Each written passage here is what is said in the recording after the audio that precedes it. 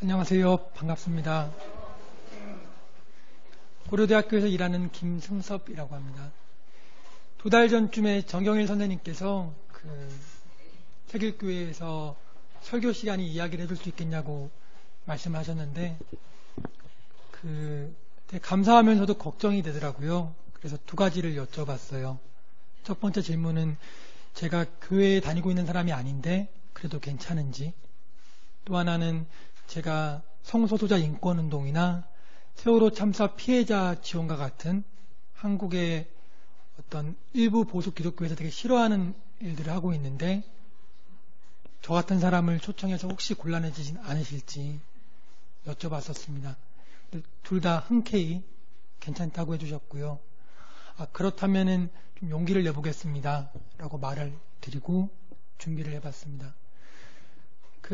성경에서 오늘 이야기할 구절을 하나 달라고 얘기하시더라고요. 제가 가장 좋아하는 요한복음 8장을 이야기를 했는데요. 저는 이 장면을 참 좋아합니다.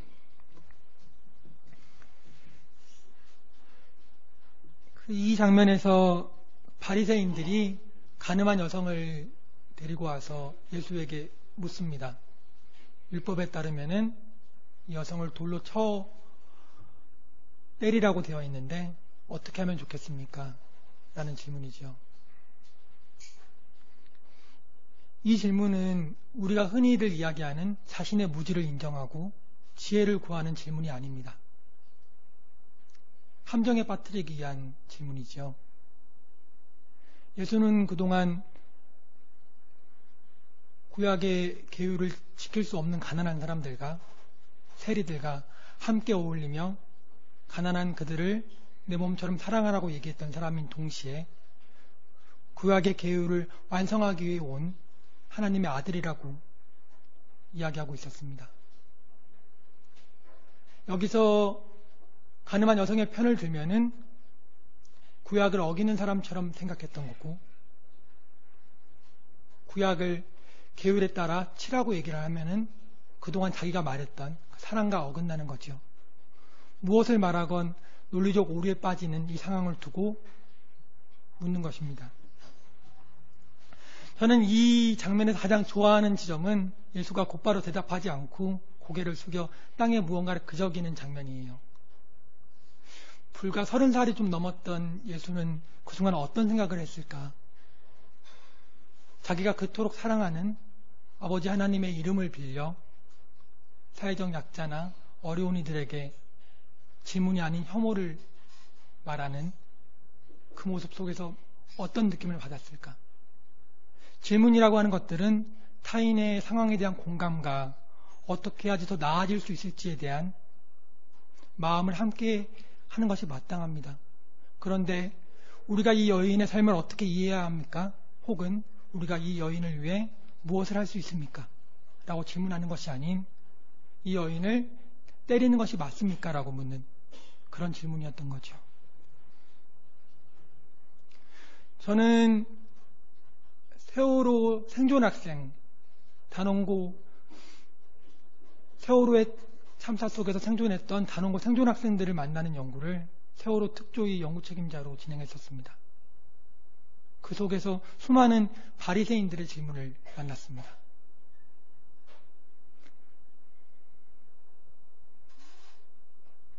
물론 우리가 알고 있는 것처럼 많은 사람들이 참사에서 사망하는 과정에서 나타났던 부패와 무능, 명백히 보이는 그런 잘못들도 있었지만은 그와 함께 보였던 것들은 의도하지 않고 행하는 폭력들이었어요. 예를 들면 이런 거죠. 단원고에서 생존했던 학생 한 명이 대학에 들어갔습니다. 대학 총장님이 너무 기쁘셨어요. 이렇게 힘든 시간을 겪고 살아남아서 여기까지 와준 아이가 너무 기특했던 거죠. 그래서 입학 축하 연설에서 그런 얘기를 하신 거예요. 이 자리에는 단원고 생존 학생이 있습니다. 지금은 좀 다를 수 있지만 그때만 해도 세월호 참사라고 하는 것들이 어떤 낙인처럼 작용하던 시절이었거든요. 나쁜 마음이 아니셨을 거예요. 근데 그 친구는 누구야? 그런 시선들을 감당해야 되는, 조금 더 얘기하면은 그런 면들이 있었죠. 단원고 세월호 참사 유가족분들과 단원고 생존 학생들이 처음에는 피해자였다가 어느 순간 언론들에 의해서 기득권이 되고 어느 순간 가해자 마냥 취급되던 시절이 있었어요. 그 핵심 중에 하나는 배보상 금액이었거든요. 언론에서, TV에서 그런 금액 얘기를 편안하게 했죠. 제가 연구를 하면서 일본에서 일하는 문화인류학자 교수님을 한번 뵌 적이 있어요. 그분은 일본 쓰나미 지역, 재난 피해 지역 연구를 하고 계셨어요. 근데 그분이 묻더라고요. 왜 이렇게 한국에서는 재난 피해자들에게 가는 지원에 대해서 그 금액을 함부로 말하는지 모르겠다. 재난이 있는 수많은 지역들은 그 지역을 재건하기 위해 아주 많은 돈이 들어가지만 그 돈의 금액에 대해서는 입에 올리지 않는다. 그 금액을 입에 올리는 게 피해 당사자한테 도움이 되는가? 국가에게 도움이 되는가? 아닐 텐데. 그러면서 가끔 몇몇 TV에 나와서는 그런 말들을 하는 사람들을 봤어요. 국방의 의무를 수행하다가 사망했던 사람들보다 오히려 생존 학생들 혹은 유가족들이 받는 돈이 더 크지 않냐. 그런 말을 들으면 이 질문이 저는 바리새인의 질문이라고 생각했습니다. 만약에 북한과의 교전 중에서 사망했던, 정말 국방의 의무를 수행하다 사망했던 아까운 생명들이 있다면 올바르게 보상해야겠죠. 당연히. 그러면은 세월호 유가족들이 받는 돈에 대해서 폄하하거나 함부로 말하는 것들이 아니라 국방의 의무를 수행했던 사람들에 대해 올바로 대우하라고 주장을 하는 게 맞을 거 아니에요. 그래야 우리가 한 걸음이라도 앞으로 나아갈 수 있는 거고요. 그렇게 이야기하지 않았던 거죠. 성소수자 연구도 제가 계속 하고 있습니다. 미국에서 박사를 하는 동안에는 남성 동성애자 교수님의 프로젝트에서 일하기도 하고 레즈비언으로 커밍아웃 하신 교수님의 수업을 듣기도 했었어요. 그런데 한국에 온 다음에 이렇게 상황을 보는데 너무 암담하더라고요. 너무 많은 사람들이 자살로 죽고 있었고요. 너무나 많은 사람들이 자살을 생각하고 있었고요.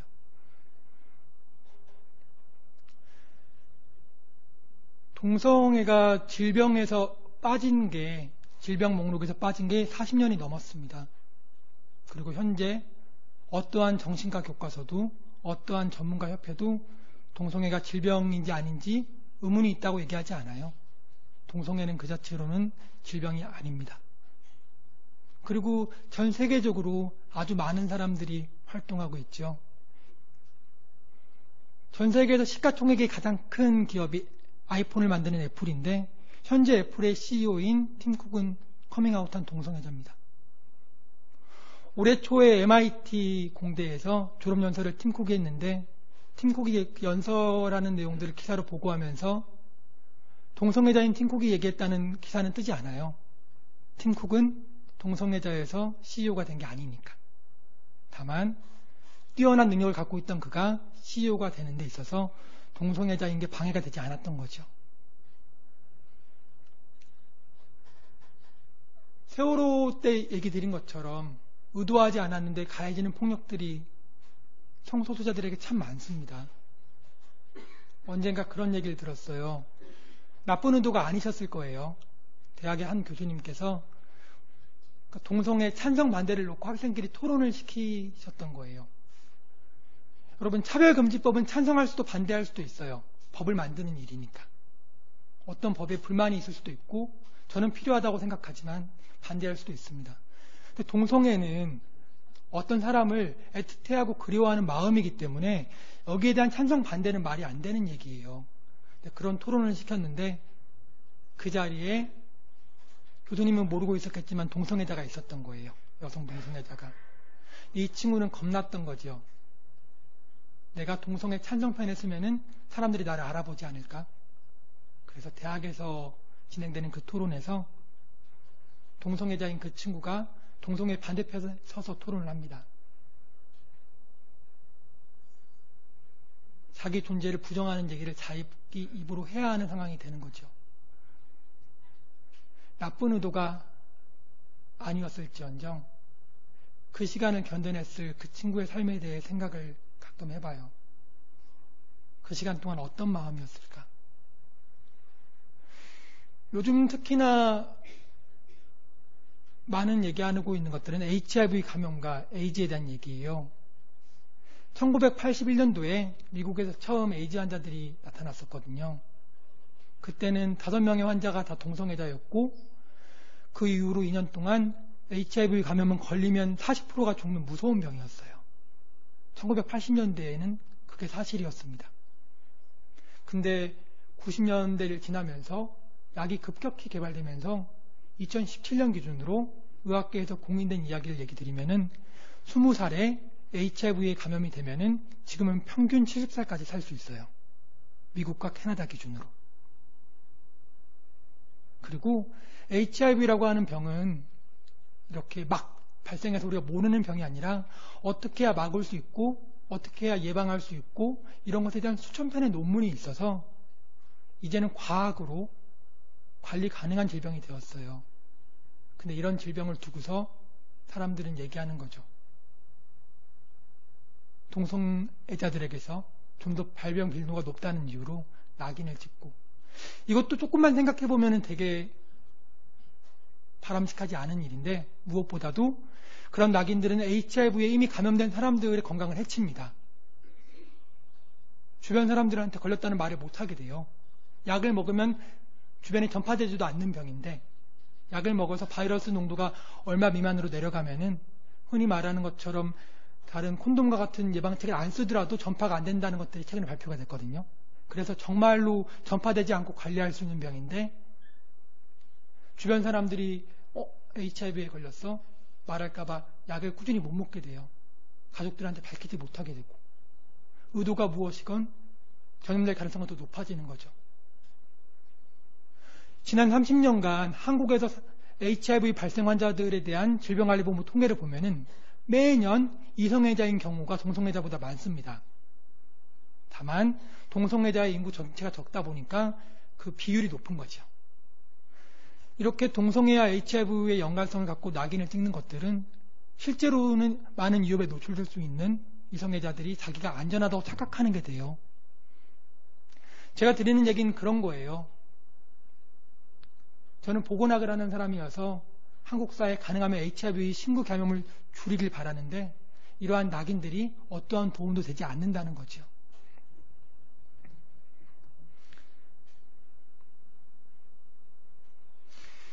저는 이 세월호 참사 피해자들이나 성소수자들을 힘들게 했던 질문들이 바리새인들이 예수에게 던졌던 질문과 되게 유사하다는 생각들을 많이 했어요. 참 중요한 생각은 그런 거예요. 질문이 잘못되면은 아무리 답을 열심히 해도 좋은 답을 할 수 없습니다. 좋은 답을 하려고 하면은 좋은 질문을 던져야만 해요. 그래서 예수님께서 바리새인들이 이 여성을 돌로 치는 게 맞겠습니까? 라고 물었을 때 거기에 대해 답하지 않고 다시 물으시잖아요. 너희들 중에 죄 없는 자가 돌로 치라고. 저는 성경의 사대복음, 신약성서의 사대복음을 정말 좋아합니다. 그 사대복음을 읽고 있으면은 제게는 지금의 저보다도 어렸던 한 젊은이가 감당해냈던 어마어마한 고독이 먼저 보여요. 지역의 활동가들은 로마로부터 독립을 꿈꾸는 혁명가를 원했고, 바리새인들은 구약의 계율을 그대로 지키는 메시아를 원했고, 심지어 예수가 그토록 사랑했던 민중들 역시 예수의 뜻보다는 오병이어의 기적이나 죽은 사람을 살리는, 예수는 사람을 살릴 때마다 그게 알려지지 않길 바라잖아요. 그런 기적들을 원했고, 그를 그토록 따랐던 제자들 역시 예수가 만드는 물질적인 왕국의 재상이 서로 되겠다고 얘기하죠. 그 모든 관계 속에서, 그 고독 속에서 예수는 공생애를 살아냅니다.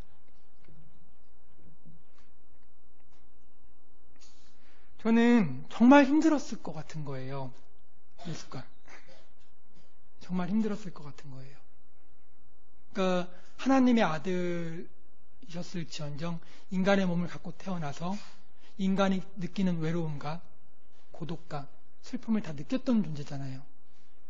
그래서 십자가에 못 박히기 전에 겟세마네 언덕에 올라가서 이 잔이 지나가게 해달라고 빌기도 하고, 베드로에게 함께 해달라고 울부짖기도 하고, 마지막에는 저를 버리시나이까 라고 외치기도 하고. 저는 사대복음을 읽으면서 예수가 그토록 거대한 고독 속에서 그 아픔을 다 느끼면서도 그 길을 묵묵히 걸어갔던 이유가 무엇일까? 그의 마음속에서는 무엇이 있었을까라고 생각을 해봅니다. 당연히 예수가 그토록 얘기했던 소외된 자들에 대한, 약자에 대한 사랑이었을 거예요.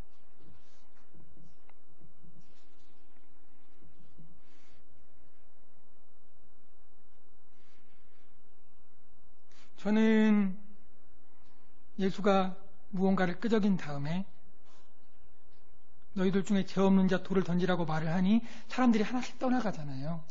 그 다음에 그 자리에는 예수와 그 여인만 남습니다. 이 장면도 너무 좋아하는데 그 다음에 묻습니다. 여자여, 너를 정죄하려고 하는 사람이 여기 있느냐? 정죄라고 하는 건 그거죠. 죄가 있다고 단정하는, 너의 삶에 대해 함부로 판단하고 말하는 사람이 이 자리에 지금 남아있느냐? 없지요. 예수님이 쫓아내셨으니까. 그러고 나서 여자가 없습니다 말하니까 예수님이 다시 말합니다. 나도 정죄하지 않는다. 나도 너의 삶에 대해서 함부로 판단하고 낙인 찍지 않는다. 그러니 포기하지 말아달라고.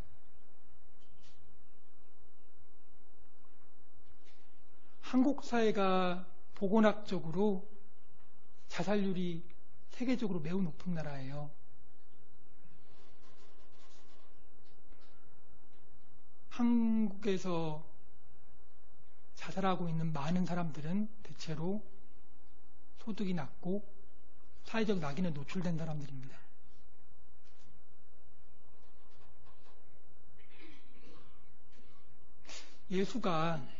예수님께서 2017년에 한국에 혹시 다시 나타나신다면, 저는 가끔 그런 생각 해보거든요.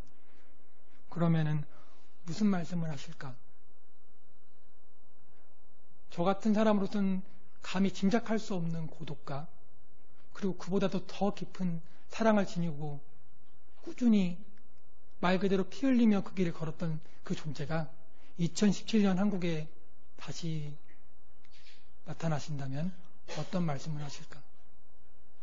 제가 생각하는 건 그런 마음이 들어요. 세월호 유가족분들, 생존학생들, 성소수자들, 해고자들, 그런 사람들의 손을 붙잡고 얘기하지 않을까? 내 이름으로 가해진 폭력들에 대해 사과한다고, 미안하다고.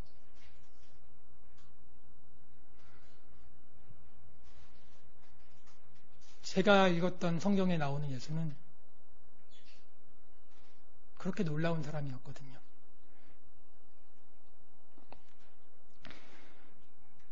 복음이라는 단어가 원래 뜻은 기쁜 소식이라고 들었어요. 한국 사회에서 보이지 않는 곳에서 어디에 말하지도 못하면서 고통을 앓고 있었을 수많은 소수자들과 가난한 사람들에게 예수님은 분명 이렇게 자신의 존재가 복음이기를 바랬을 뿐이라고 생각합니다.